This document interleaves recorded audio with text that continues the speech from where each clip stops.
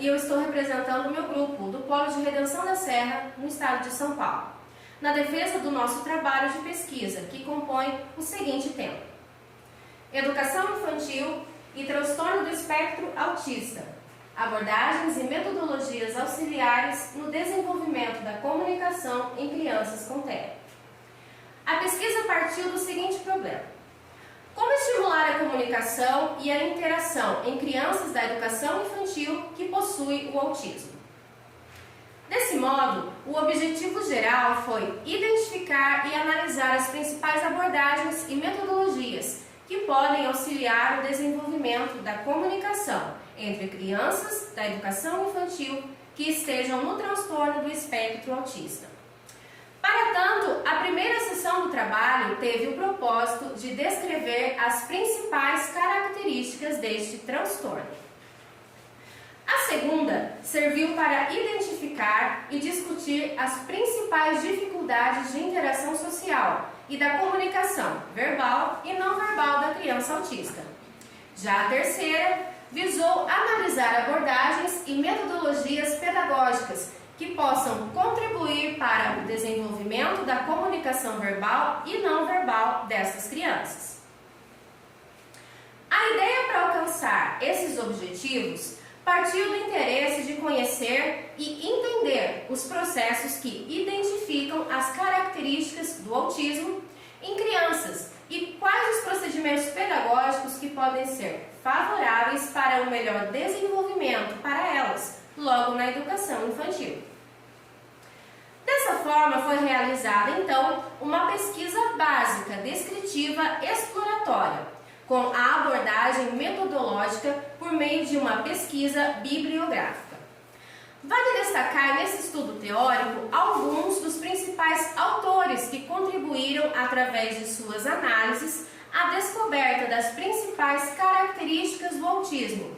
São eles os psiquiatras Leo Kanner e Hans Asperger. No primeiro capítulo, constatou-se que o autismo é um transtorno de neurodesenvolvimento que se caracteriza pela dificuldade na comunicação, socialização e de seu comportamento em comum. Ele pode se manifestar através de fatores ambientais ou genéticos.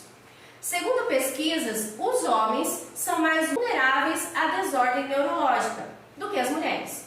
Assim, a prevalência do autismo é mais comum em homens do que em mulheres.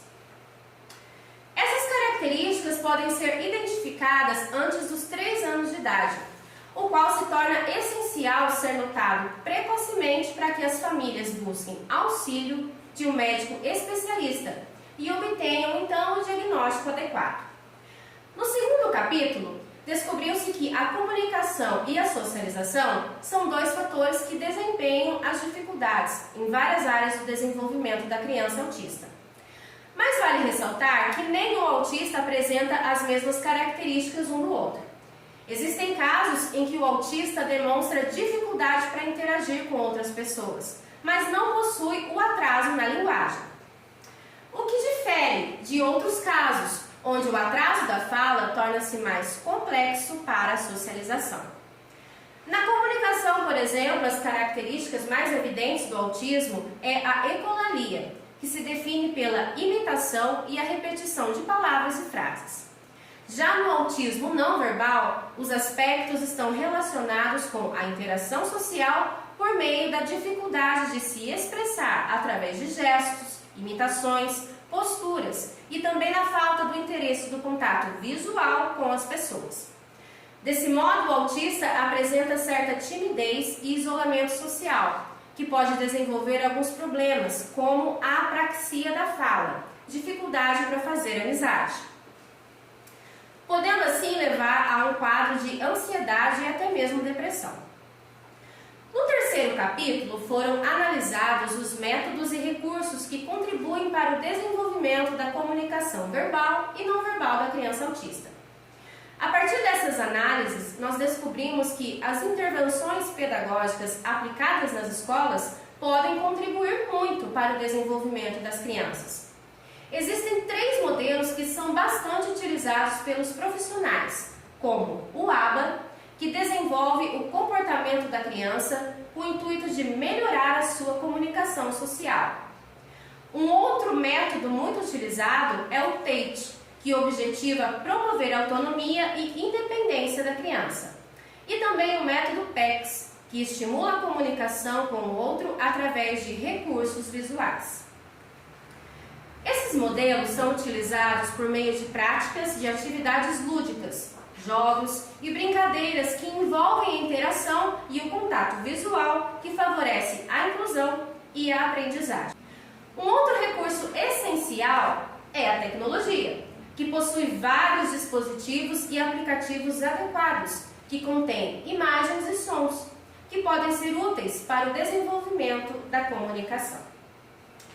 A partir destes estudos e conhecimentos, concluiu-se que os objetivos foram atingidos, tendo em vista todo o contexto do processo de evolução do autismo com o passar dos anos.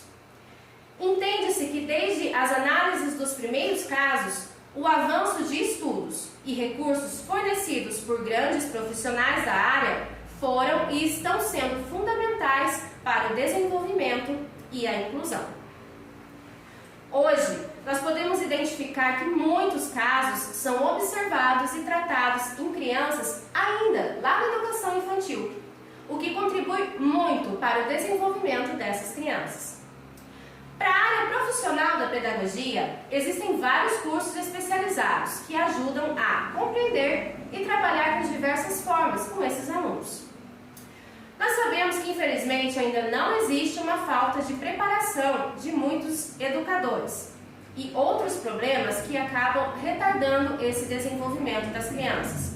Mas não podemos deixar de dizer que, atualmente, através de tantos meios e recursos tecnológicos, essa causa está cada vez mais sendo intencionada, para que haja uma inclusão efetiva e exercida na melhor forma.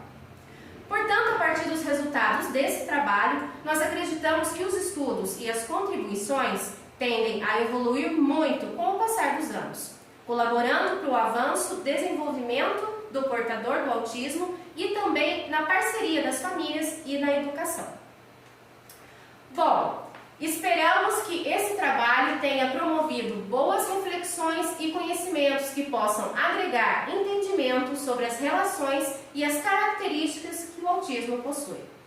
Agradeço a oportunidade de apresentar e relevar esse assunto que é tão importante nos dias atuais, principalmente no âmbito educacional. Obrigada a todos.